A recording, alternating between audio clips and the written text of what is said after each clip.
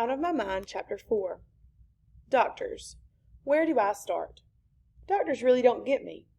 Mom's a nurse, so I guess she speaks their language, but they sure don't know how to talk to me. I've seen dozens of doctors in my life who all try to analyze me and figure me out. None of them can fix me, so I usually ignore them and act like the retarded person they think I am. I paste on a blank look, focus on one wall, and pretend their questions are too hard for me to understand. It's sort of what they expect anyway. When I turned 5, it was time to think about enrolling me in school. So my mother took me to a doctor whose job it was to figure out how smart I was. She wheeled me in, locked the brakes so my wheelchair would not roll, and made sure the lap strap was fastened. When my seatbelt comes undone, and it does every once in a while, I slide out of that wheelchair like a piece of wet spaghetti. The specialist was a very large man. The bottom button of his shirt had come undone and his stomach poked through above his belt. Gross. "My name is Dr. Hughley," he said in a booming voice. For real, I couldn't make this stuff up. "We're going to play a game today, okay? I'll ask you some questions and you get to play with the toys here. Won't that be fun?" I knew it would be a long, long hour. He brought out a stack of well-used, hopefully not lead-tainted, wood blocks, then leaned in so close to me I could see the pores in his face. Gross! "Can you stack these in order according to size?" he said loudly and slowly, as if I were hard of hearing and really stupid. But who was being stupid? Didn't he know I couldn't grab the blocks? Of course I knew which block was bigger than the other, but I couldn't stack them if he paid me money. So I just took my arm and swept them all to the floor. They fell with a wooden clatter. I tried not to laugh as he picked them up. He breathed really hard as he reached for them. Next he held up a glossy 8x10 cards with different colors painted on each one. "Tell me when you see the color blue, Melody," he said in that voice that told me he thought this was all a waste of time. When the blue card showed up, I pointed to it and made a noise.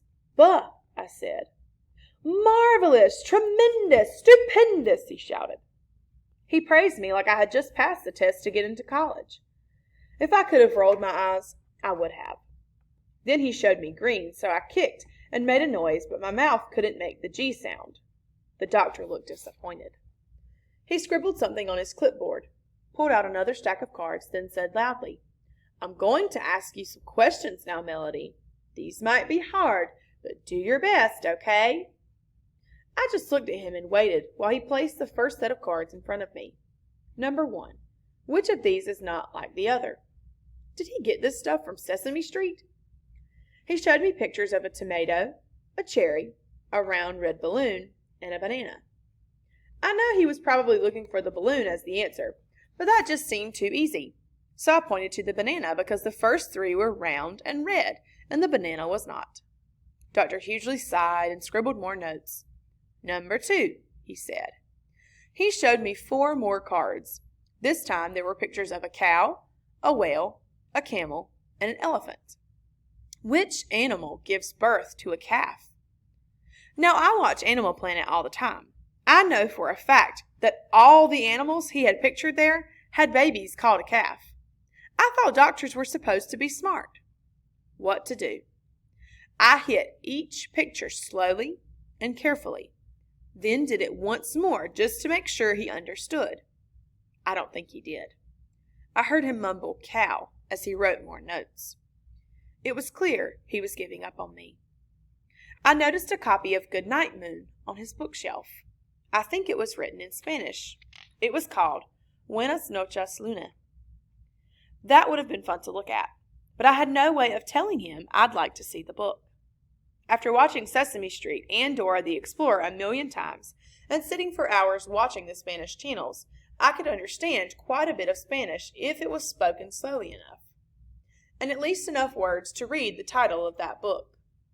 He never thought to ask me about that, of course. I knew the words and melodies of hundreds of songs, a symphony exploding in my head with no one to hear it but me, but he never asked me about music. I knew all the colors and shapes and animals that children my age were supposed to know, plus lots more.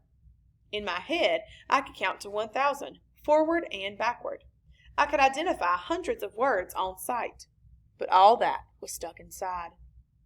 Dr. Hughley, even though he had been to college for like a million years, would never be smart enough to see inside of me. So I put on my handicapped face and took my mind back to last summer when Mom and I went to the zoo. I really liked the elephants, but talk about stink. Dr. Hughley sort of reminded me of one of them.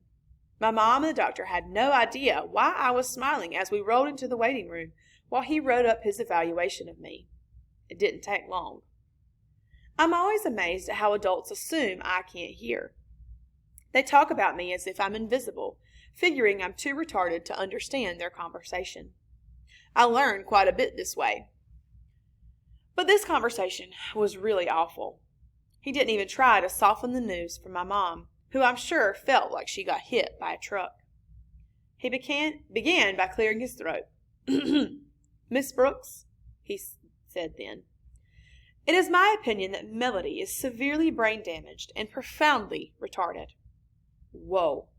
Even though I was only 5, I had watched enough Easter Seals telethons to know this was bad. Really bad. I felt a thud in my gut.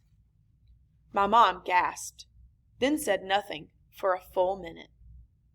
Finally, she took a deep breath and protested quietly. "But I know she's bright. I can see it in her eyes." "You love her. It's only normal to have wishful thinking," Dr. Hughley told her gently.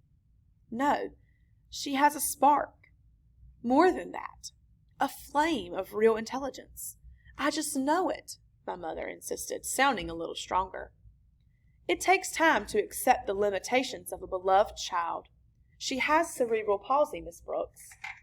"I know the name of her condition, doctor," my mother said with ice in her voice. "But a person is so much more than the name of a diagnosis on a chart." Good try, Mom, I was thinking. But already her voice was losing its edge, melting into the mushiness of helplessness. "She laughs at jokes," my mother told him, the ice in her voice replaced by desperation. "Right at the punchline." Mom's voice faded.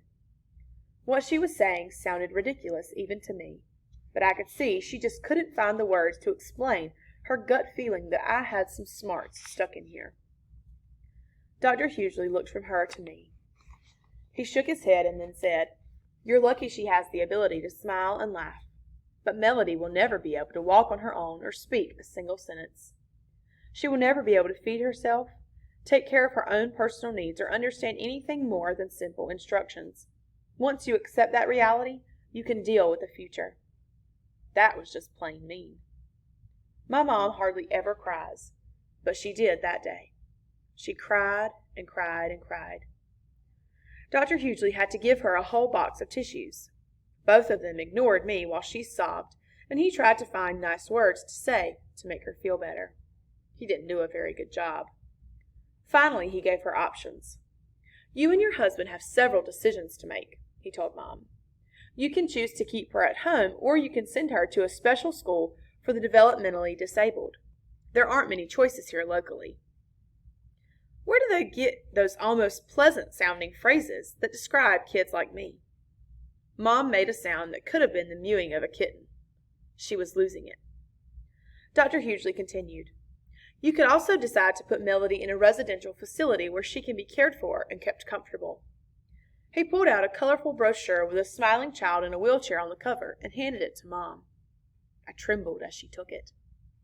"Let's see," the doctor said. "Melody is 5 now. That's a perfect age for her to learn to adjust to a new environment. You and your husband can get on with your lives without her as a burden. In time, her memories of you will fade." I stared at Mom frantically. I didn't want to be sent away. Was I a burden? I never thought about it like that. Maybe it would be easier for them if I weren't around. I gulped. My hands got cold. Mom wasn't looking at me.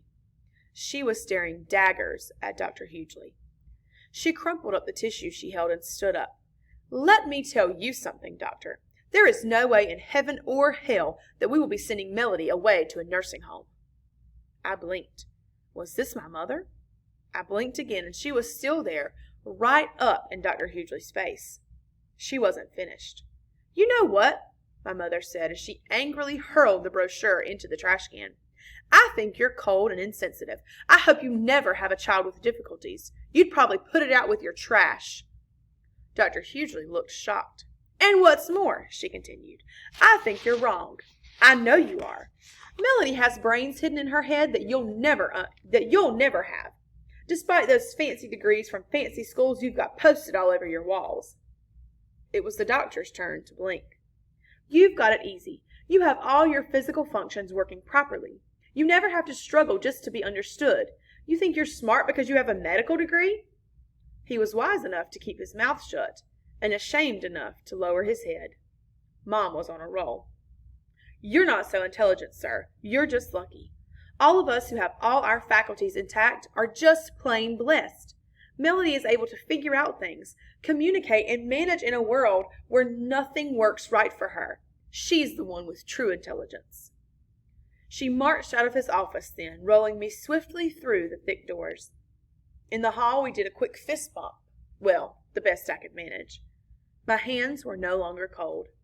I'm taking you right now and enrolling you at Spalding Street Elementary School, she announced with determination as we headed back to the car. Let's get busy.